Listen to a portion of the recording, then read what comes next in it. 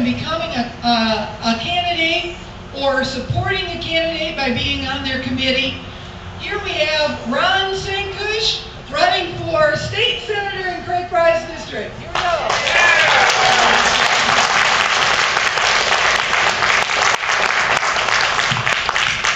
Good afternoon, neighbors and fellow patriots.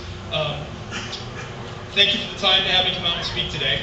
Actually, Kelly asked me to speak about two topics. First was an upcoming vote on the Regional Transportation District here in St. Joe County.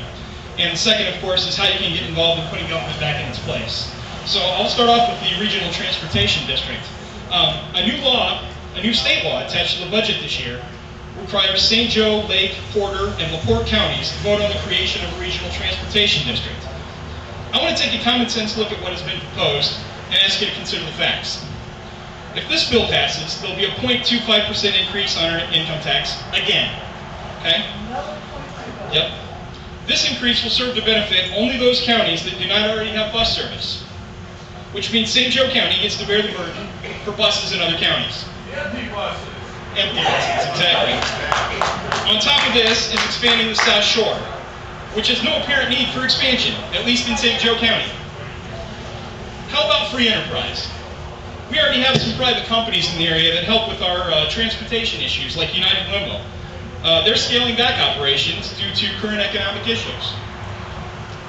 Why would we commit funds for this project when it's not needed and may even cause damage to the private sector?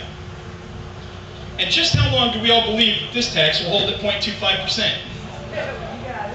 History shows us that it won't take long until that tax is doubled, tripled, so on and so forth, and that burden goes right on our backs, and it's unacceptable. Earlier this year, I had the opportunity to meet Dr. Eric Schonsberg, who's a professor of economics at IU. He explained to me that any law should meet three requirements: that it be practical, that it be moral, and that it be constitutional. Can we find anything practical in raising taxes of an already overtaxed county so we can pay for other counties to have buses? No. Even as we try, we fail, and we fail to find a moral reason for this. Our families are struggling to make ends meet. Our food banks are empty, our wallets are bare, and politicians are taking our earnings against our will. What moral standard does any of that mean? I'm sure the constitutionality of forming a transportation district can be debated. However, I don't see anything constitutional about taking money from St. Joe County residents to provide bus services in adjacent counties. The only way we're going to fix this and the problems that we have in government are to vote people into office who will follow the rule of law, who will stand firm in their beliefs, who will defend the Constitution, and resist the temptations of corruption. Remember, you can get involved. I did, and I never thought I'd do anything other than vote. But here I am today, running for office, asking for a chance to reintroduce common sense into Indiana government.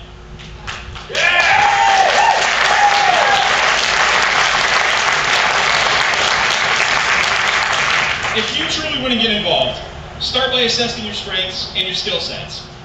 Make an honest determination of your abilities. You have to ask yourself, are you scared of public speaking? Like I am. Can you communicate effectively one-on-one? How much time can you honestly devote to your efforts? You may have children, parents at home, a spouse. All should be considered before you make a decision.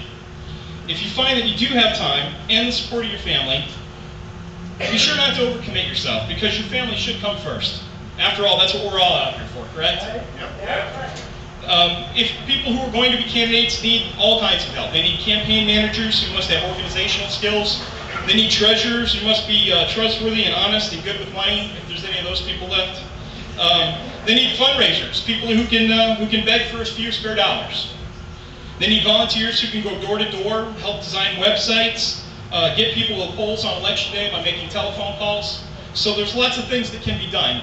I encourage you to take a good hard look at what you can do and decide how much time you can devote, and then get busy in one of those areas. And if you can't do any of those things, if you have a few dollars, they can always take those for signs and advertising. If you can't be a candidate, try to find a candidate that has similar views on the issues, and put your skills to work in areas that can help them. I would advise you to contact a candidate and ask to meet in person to see if you can get a feel for them and ensure that you're on the same page. Anybody who's going to ask for your help should at least take the time to talk with you and ask about what you can do to help. If you can't run and you can't find a current candidate that you support, try to find someone that you know, that you trust, who would be a good candidate, and talk them into running. I mean, we have to do this, folks. We have to take it back, okay? And career politicians are not the people who are going to do this. It has to be you and I, all of us here, okay? So, some people say money wins elections. I disagree. Votes win elections, okay? Votes can be gained without money.